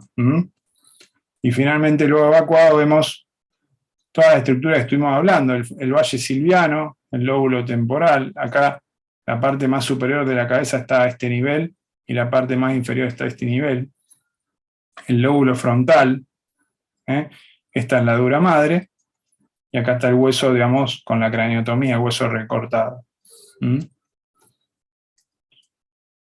Esta es la imagen después de la cirugía, que obviamente como el paciente tenía hipertensión endocraniana, no se le vuelve a poner el hueso hasta después de 2 o 3 meses, que se le vuelve a recolocar. Y bueno, para hablar del sistema nervioso, digamos, de vascularización del sistema nervioso, tenemos que entender cuáles son los principales afluentes al cerebro. Y sabemos que, como estuvimos hablando, los principales afluentes son las arterias carótidas, derecha e izquierda, y las arterias vertebrales también derecha e izquierda. Y también hay algunas relaciones con las... ¿qué es esto? Con los sistemas carotídeos externos o otros sistemas externos, pero digamos, la principal irrigación viene de estas arterias que dijimos, la carótida que ingresa, digamos, por la base del cráneo, después va a tener una parte petrosa que después va a transcurrir por la parte del seno cavernoso, y después ya se hace intradural o intracraneal, luego de la apófisis clinoides anterior, y ahí da sus ramas. Y las arterias vertebrales, que, como dijimos antes, ingresan a la dura madre a nivel del foramen magno, se apoyan sobre el clivus, se unen entre sí y dan la arteria basilar, que después la arteria basilar se va a dividir y también va a dar varias ramas.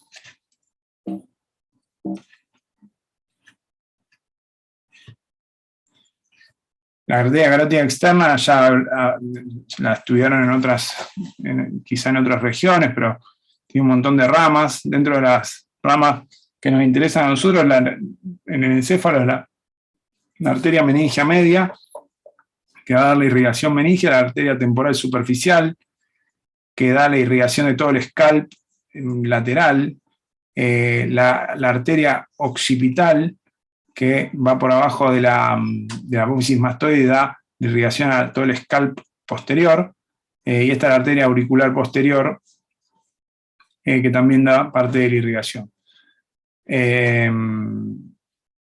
Esta también se llama arteria facial transversa, que no la vemos, no la usamos mucho, pero bueno, esta sí tenemos interacción todo el tiempo en cualquier tipo de cirugía con estas arterias, inclusive son arterias que se pueden usar para digamos, irrigar regiones del encéfalo con un bypass, o sea que nosotros tenemos que entender bien la anatomía. Esto lo paso rápido.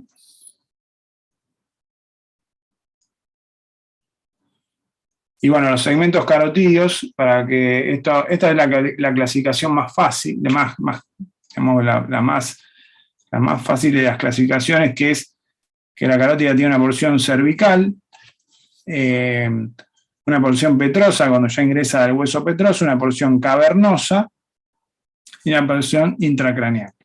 Y sus ramas terminales, la arteria cerebral anterior y la arteria cerebral media.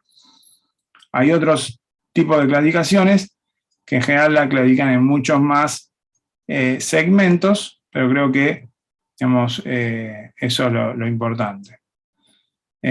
Acá tenemos algunas imágenes de cómo ingresan la arteria carótida interna y la relación cercana que tiene la vena yugular. Esta sería la arteria carótida cervical. Y acá vemos cómo la arteria está en la parte petrosa y este es el agujero rasgado anterior. Acá vemos la parte petrosa, la parte cavernosa, que sería esta que está acá, y la parte ya intracraneal, que es esta que está acá. Especialmente la parte intracraneal es casi donde ustedes ven la apófisis clinoides anterior, que es esta punta que está acá. Ahí es donde la arteria se hace intracraneal. Esta arteria que vemos acá es importante porque después de la apófisis clinoides, esta arteria es la arteria oftálmica. Esta arteria se va a ir por abajo del nervio óptico y va a ser la principal fuente de irrigación del ojo. Y acá podemos ver cómo la carótida interna después se divide en cerebral anterior y cerebral medio. En la arteria vertebral, como yo les decía, se apoya en el clivo y después se une con su otro homónima y forma la arteria basilar.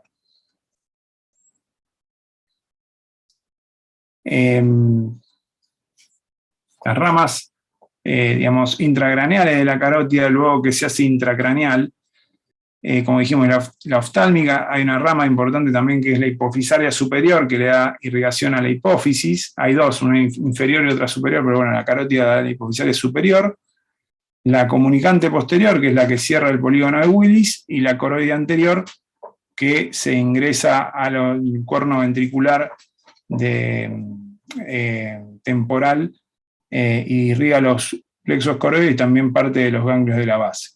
Y como dijimos, las ramas terminales, la arteria cerebral anterior, que va a irrigar toda la parte intermedia, la fisura interhemisférica del cerebro, y la arteria cerebral media, que va a ir por la fisura silviana y va a irrigar toda la cara lateral anterior del cerebro. Entonces esta es una visión vista desde abajo. Estas son las arterias carótidas que dan, esta que ven acá es la comunicante posterior, que se une a las ramas finales de la basilar, que son las cerebrales posteriores. Pero bueno, esta es la otra rama que dijimos que da la carótida, es la coroidea anterior, que ingresa, digamos, a través de la fisura coroidea, que se llama al cuerno temporal del ventrículo lateral. Y después sí da sus ramas terminales, la carótida, que es la cerebral anterior, que se va por la fisura interhemisférica anterior, y la arteria cerebral media. Acá ven otra arteria comunicante, que es la arteria comunicante anterior. Digamos, acá queda cerrado el polígono de Willis. El polígono de Willis está formado por la cerebral posterior, comunicante posterior, carótida, cerebral anterior, comunicante anterior. Esto para lo que sirve es para poder manejar los hipoflujos que se pueden ir generando en las diferentes regiones del encéfalo. Estos son sistemas de salvataje que permiten que si un área está a hipoprofundidad pueda ser irrigada por otra área.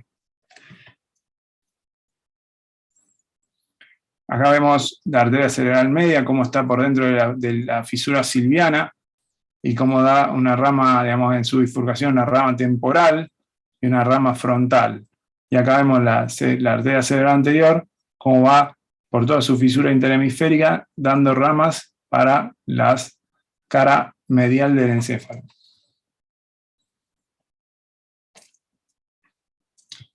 Después, dentro del sistema vascular posterior, tenemos que estas arterias vertebrales se van a unir y van a dar el tronco basilar, pero antes de unirse, las arterias vertebrales dan varias ramas.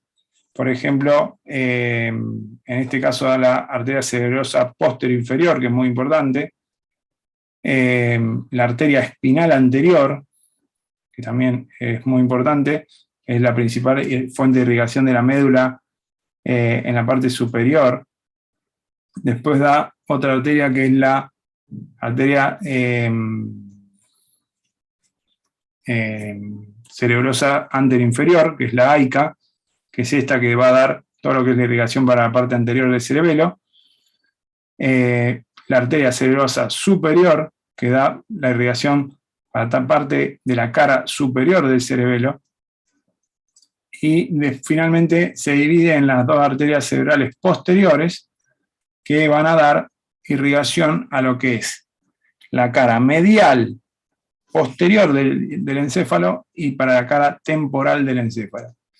Entre la arteria cerebral posterior y la cerebelosa superior sale el tercer par. Es un reparo anatómico que a veces nosotros tenemos en algunas cirugías.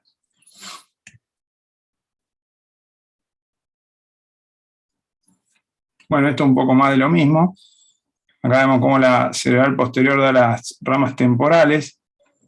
Digamos, de la arteria cerebral posterior, que es esta que está acá, las dos ramas terminales son la parieto occipital y la arteria calcarina. Esta es la arteria pericallosa posterior, que también es una rama colateral. Y esta es la arteria cerebral anterior, que da la arteria pericallosa, que es la que rodea al cuerpo calloso, y la calloso marginal, que es la que está en el surco del cíngulo. También da otras ramas, como por ejemplo esta rama frontal anterior, la rama del giro orbital. Del giro recto, perdón. Bueno, esto es lo que hablamos del polígono de Willis. Y bueno, acá la diferenciación, este dibujo es interesante, digamos, digamos, los accidentes cerebrovasculares, digamos, son muy diferentes. Tenemos el ACV o accidente cerebrovascular isquémico y el hemorrágico. El isquémico, obviamente, lo que ha ocurrido es que, por alguna razón, no ha llegado irrigación a la región del cerebro, y todas las regiones del cerebro tienen muy baja tolerancia al hipoflujo o a la falta de flujo. Y luego una zona, luego de una falta total de flujo, luego de 6 minutos ya empieza a generarse un infarto en ese lugar. Obviamente el cerebro, por más que se tape una arteria, tiene otras colaterales y otras maneras de irrigarse, pero bueno, si la obstrucción es muy severa, se producen infartos, que por ejemplo en este caso, una placa de ateroma en los vasos intracraneales o extracraneales, bueno, deja sin irrigación una parte grande del encéfalo. Esta sería una de las causas, ¿no? La aterosclerosis. Otra de las causas es el infarto embólico, que ese sería este dibujo, donde un émbolo, que puede, por ejemplo, venir de un émbolo cardíaco o cardiogénico, puede venir por una arteria y, digamos, impactar y también generar un área quizás más pequeña, pero también cuneiforme, o sea, una parte que se queda sin irrigación. Y hay otras causas, por ejemplo, de ACV isquémico, por ejemplo, una falla de bomba, en un paro cardiorrespiratorio, varias regiones pueden quedar sin irrigación y generar este tipo de lesiones en parche, ¿no? O sea, que varias regiones más distales se han quedado sin irrigación porque ha habido una falla en el corazón, una falla de bomba. Esto se ve también muy frecuentemente. Y en cambio el ACV hemorrágico, por ejemplo, el más común, que es el hematoma intracerebral. Por ejemplo, que la mayoría de los casos son hipertensivos, o sea, por presión alta, se generan rupturas de arterias perforantes y se genera, en criollo, para hablar en criollo, una bola o hematoma de sangre dentro del cerebro, que es muy distinto a esto que hablamos de ACV isquémico. Esto es una patología que destruye, digamos, no es isquemizante, digamos, sino que destruye esa área y obviamente genera déficit neurológico por esa cantidad de sangre que ha destruido esa zona. Y hay otro tipo de ACV hemorrágica, que es lo que hablamos antes también de la hemorragia subaracnoidea, donde quizás un aneurisma se rompe y se llena de sangre ese espacio que habíamos hablado, y bueno, forma parte también de los ACV hemorrágicos.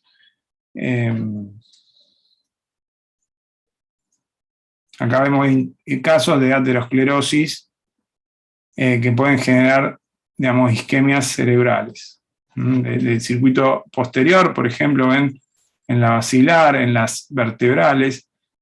En general se forman las placas de ateroma en los lugares de alto flujo y turbulencia, por ejemplo, las bifurcaciones. En este caso, acá en la carótida común, cuando se divide en carótida externa e interna, este es un lugar muy común de generación de placas de ateroma. Y también se pueden generar más superiormente. Y este es un poco el diagrama de cómo la arteria cerebral media, la arteria cerebral posterior y la arteria cerebral posterior se, digamos, distribuyen la irrigación del encéfalo, que un poco ya lo estuvimos explicando. Esto es un preparado, acá están las arterias, lo mismo que hablamos antes, las dos vertebrales, la arteria basilar, la arteria pica, es esta que está acá abajo, la arteria aica, que sale del tronco basilar. Eso, acuérdense, es importante que la arteria pica no sale de la basilar, sino que sale de la vertebral. La arteria cerebelosa superior y las terminales, que son las arterias cerebrales posteriores. Esta es la arteria comunicante posterior. Y acá tenemos el tercer par que habíamos dicho que salía entre la cerebelosa superior y la cerebral posterior. Acá tenemos la carótida, que se bifurca en cerebral anterior y cerebral media, y la comunicante anterior que cierra el polígono de Willis.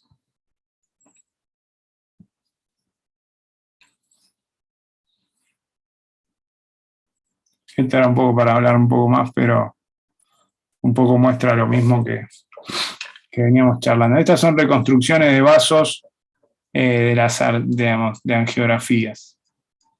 Esto es lo que les hablaba de que los vasos perforantes son estos. En la bifurcación de la carótida entre la cerebral anterior y la cerebral media hay todo un peine de arterias perforantes que van a irrigar los ganglios basales, y estas son especialmente las que se terminan por pequeños microneurismas de Charcot. Por la hipertensión arterial se terminan rompiendo y generando un hematoma intracerebral, en que generalmente son muy comunes a niveles de los ganglios basales. Acá tenemos también otro dibujo que muestra esas arterias, o que nosotros le decimos peine de perforantes. Y acá este es un preparado, acá estas son todas las perforantes. Estas son zonas donde nosotros no podemos, cuando hacemos una cirugía, no podemos tocar ninguna de estas arteritas, no podemos lesionar ninguna, porque cualquiera de estas arterias puede generar algún déficit neurológico.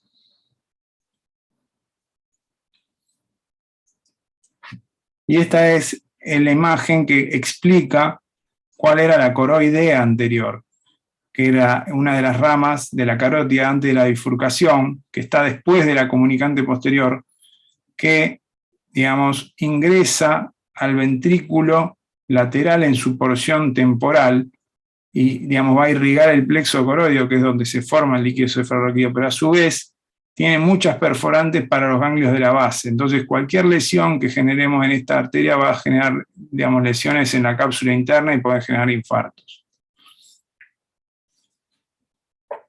Esto es una angiografía digital, el cráneo está visto de frente, esta es la arteria carótida en su porción ya intrapetrosa, esta es la parte cavernosa, y ya acá, digamos, estaría la apófisis clinoide, ya está la parte, digamos, intracerebral. Acá se bifurca en la arteria comunicante, digamos, cerebral anterior y la arteria cerebral media. Y vean acá el peine de perforantes, que es lo que hablábamos. Acá están todas las perforantes. Esta es la arteria cerebral anterior, que va a irrigar toda la parte interna del encéfalo, y esta es la arteria cerebral media, que irriga toda la parte lateral del encéfalo.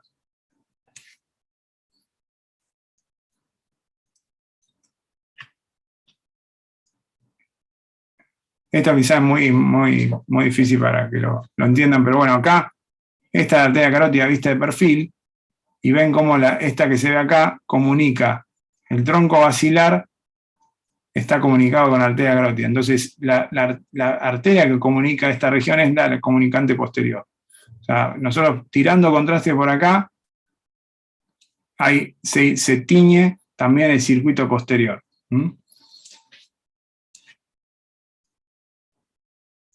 Y bueno, estos son estudios de resonancia. Vean que con la resonancia se pueden hacer cortes de angioresonancia y se pueden ver las estructuras vasculares, pero no tiene mucha definición, sirve para ver algunas cosas quizá más, digamos,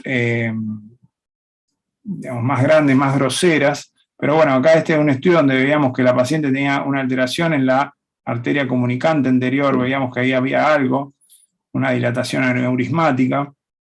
Esto fue un estudio que se hizo sin contraste, o sea que ya eso nos permitió ver alguna alteración en la irrigación, pero fíjense, después hicimos una angiografía digital de las nuevas con reconstrucción 3D y vean, digamos, acá pueden ver esta arteria carótida, la bifurcación con cerebral media y la cerebral anterior, perdón.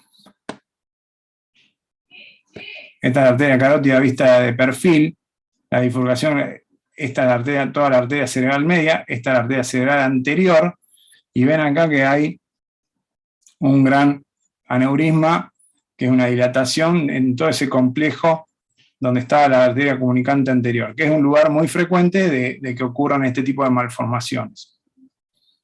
¿Mm? O sea que con la angiografía digital podemos estudiar todo el árbol vascular y todas las malformaciones que pueda tener ese árbol vascular.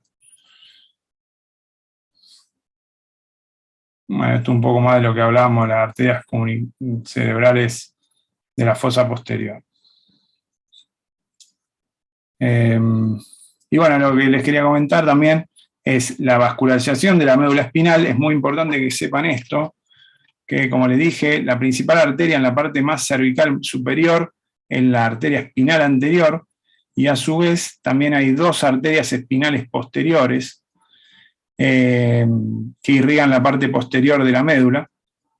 Pero es importante que sepan que hay otra arteria que se llama arteria de Adamkiewicz, que es una arteria radicular magna, que puede estar localizada entre la dorsal 9 y la dorsal 12, y esa arteria básicamente también aporta irrigación a esta arteria espinal anterior.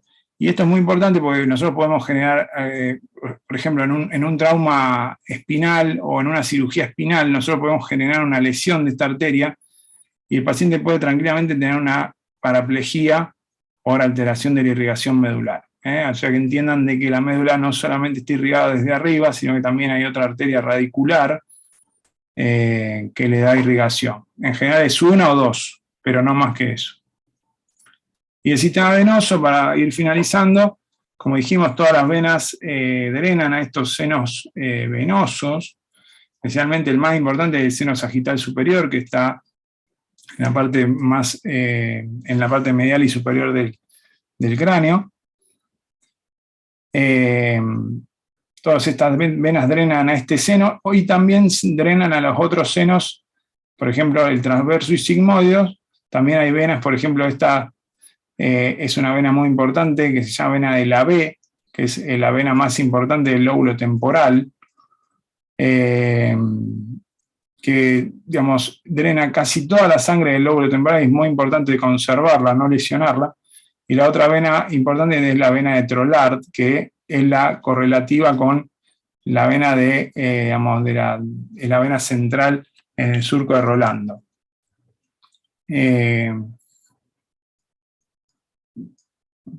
Después también hay venas profundas, que son las venas basales de Rosenthal, las venas caudadas, las venas cerebrales internas, y todas esas venas drenan a la vena de Galeno, que es esta vena que está acá, y que termina en el seno recto, que es el seno que está en el tentorio. Ese seno recto drena finalmente a la tórcula, que es la unión. Entonces la tórcula es la unión entre el seno recto, el seno sagital superior y los senos transversos. Toda esa sangre va a drenar hacia los forámenes yugulares y va a egresar por las venas yugulares internas. Acá lo pueden ver. Estas son las venas cerebrales internas, las venas basales de Rosenthal, vena de Galeno, seno recto, seno sagital superior, y me olvidé de decir el seno sagital inferior.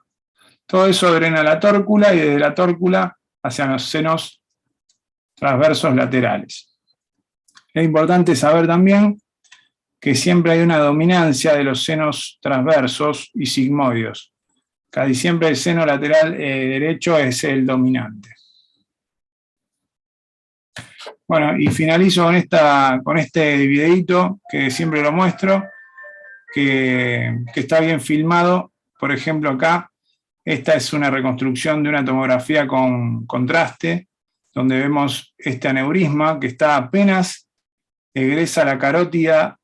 Como ven acá está la apófisis clinoides anterior. Apenas sale la carótida de la parte intracraneal, acá tiene una dilatación aneurismática, este aneurisma se llama aneurisma carótido oftálmico porque está muy relacionado con la arteria oftálmica que sale a ese nivel. Esta es una paciente que empezó con un déficit en la visión del ojo derecho, con una cuadrantopsia, por este aneurisma que impactaba sobre el nervio óptico. Y bueno, ella empezó a ver mal y bueno, consultó y se hizo el estudio y descubrimos este aneurisma que por suerte no se rompió.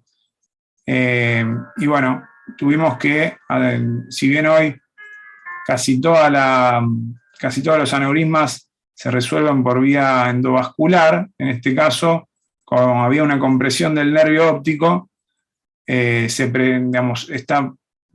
de preferencia muchas veces en estos casos hacer una cirugía porque podemos cerrar el aneurisma acá con un clip, preservar la arteria oftálmica y también descomprimir la presión que generaba el aneurisma en el nervio óptico. Entonces esta es una visión del microscopio que usamos para las cirugías.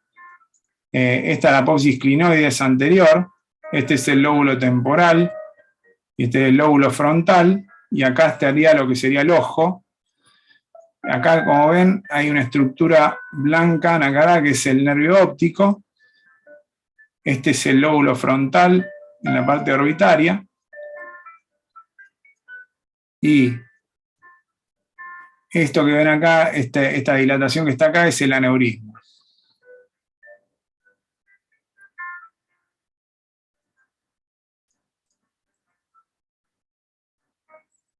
Acá lo que hacemos es resecar un poco de la duramadre de la clinoides y del nervio óptico para poder movilizar el nervio óptico y quizás poder, digamos, limar un poquito la apófisis clinoide para tener un poco más de lugar.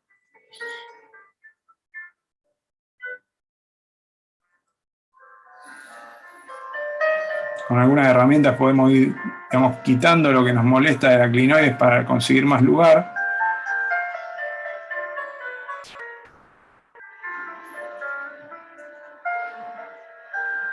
Y en este caso sacamos un ligamento que está recubriendo el nervio óptico en su inicio, que se llama ligamento falciforme. Eso nos permite ver esto, que es, a este nivel está la arteria oftálmica, está ahí, el aneurisma que está acá, y la carótida que sigue para atrás. Este es el aneurisma, este es el nervio óptico, esta es la arteria oftálmica que va por abajo del nervio óptico. En este caso logramos separar el aneurisma del nervio óptico y lograr un lugar para poder colocar esto que es un clip de aneurisma, que básicamente es un clip que tiene mucha presión y que deja aislado al aneurisma totalmente de la arteria carótida.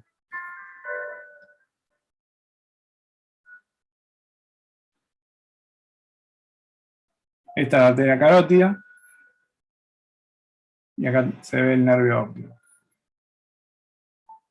Y ahí logramos también correr al aneurisma del nervio para lograr que ese nervio de a poco se recupere de la compresión.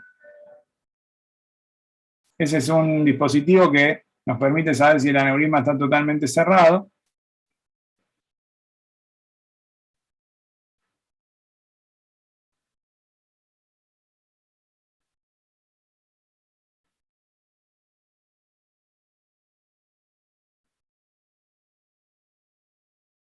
Y ahí lo podemos coagular al aneurisma y ya el aneurisma no genera más compresión sobre el nervio óptico. Bueno.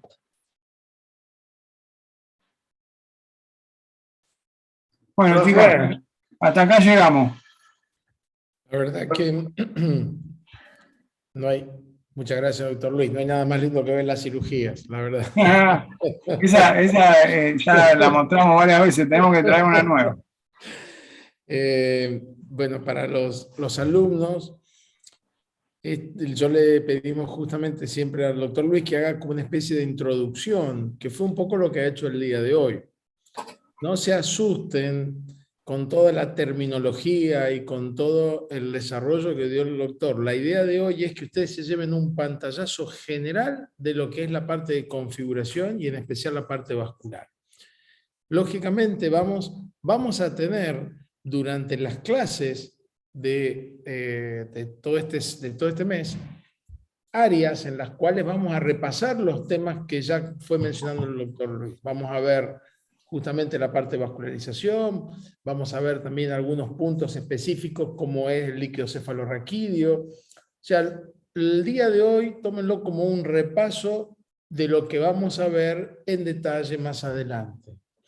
Así que no se pongan nerviosos porque lógicamente yo les he dicho al doctor, miren todos los antecedentes que él tiene, todos los años que lleva en esto y él lo habla con una facilidad y es lógico que a los que no son neurólogos o neurocirujanos les cuesta de a poco ir entendiendo. Así que vamos a ir dando teóricos de estas áreas que mencionó todo el doctor Luis.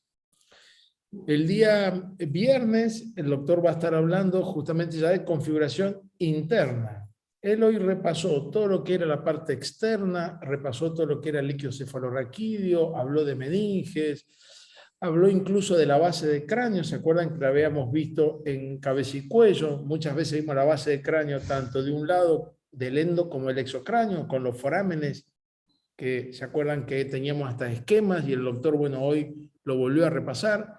Y lógicamente la parte vascular, la parte final que fue muy importante y muy didáctica. Doc, el viernes doy también ventrículos, o sea, Perfecto. interna y ventrículos, así terminamos de... Y no, lo que les quería decir era que lo mismo dijo el doctor Ernesto, que esto, el problema de la neuroanatomía, que vos estudiás una parte y cuando después llegás al final, volvés a estudiar la primera parte y ya no entendés, pues no lográs, digamos, unir todo. Y lo que les va a pasar al último es que los últimos días se te genera el cerebro, te queda duro de intentar interconectar las vías. Entonces, un poco, este pantallazo sirve para que empiecen a entender, digamos, todo, cómo se llama cada estructura, que esta estructura estaba ahí cerca, porque después vos estudias, no sé, mesencéfalo, y vos lo estudiás como una parte distinta a la protuberancia, pero están todas una cosa al lado de la otra. Entonces, lo que les va a pasar es lo que dice el doctor, o sea, es mucha información, pero si no la damos así de golpe, tampoco podemos estar un año, digamos. Seguro. Ahora, podemos estar un año hablando de esto. Así que bueno, no se preocupen que lo vamos a ir, el doctor ya lo dio todo, hoy es como integrado, nosotros vamos a ir después desmenuzando estas áreas y las vamos a ir dando tanto en los teóricos como en los prácticos. Profesor Barrobeco, que lo veo por ahí, si quiere ir cerrando la actividad del día de hoy. Sí, buenas noches. Primero felicitarlo a Luis por la excelente exposición que fue muy didáctica. Y como él dice, fue un pantallazo de lo que tienen que comenzar a estudiar los estudiantes. Tuvo la virtud de resaltar y destacar la aplicación práctica del conocimiento anatómico, no solamente en la parte de las imagenologías digitales, sino en la parte clínica y en la parte quirúrgica a través de la presentación de excelentes casos clínicos y de brillantes cirugías. Nuevamente lo vuelvo a felicitar al doctor Márquez y con mucho gusto voy a escuchar su segunda conferencia el día viernes. Nada más, Ernesto, y buenas noches a todos. Gracias, Doc, es un honor, doctor, que usted esté acá. Bueno, muy buena semana para todos. Profesor Barrobeco, como siempre, un gusto tenerlo, ya todo el mundo lo sabe, siempre se lo digo, mi admiración. Yo aprendí todo lo que sea anatomía, lo aprendí de él, ya lo saben y lo transmito. Y es un gusto que él esté participando con las clases teóricas. Acuérdense también de que empezamos con las clases prácticas, así que van a ver algunos de estos cortes que va a mostrar, que mostró el doctor y que va a mostrar el día viernes, seguramente van a poder tener la oportunidad de verlo la semana que viene. Los cuartos, el tercer ventrículo, el cuarto ventrículo, un poco el doctor estuvo hablando hoy algo de los orígenes aparentes. Hay disecciones y hay preparados anatómicos para que los vean a partir de la semana que viene. Así que bueno, cuídense mucho, prepárense, doctor Luis, muy buena semana y nos vemos el viernes. Gracias, Doc. Adiós, Buenas noches chicos, a gracias todos. por escuchar. Hasta el viernes. Noches. Saludos a todos. Buenas noches. Saludos. Adiós. Saludos, Chao, buenas gracias. noches. Adiós, saludos.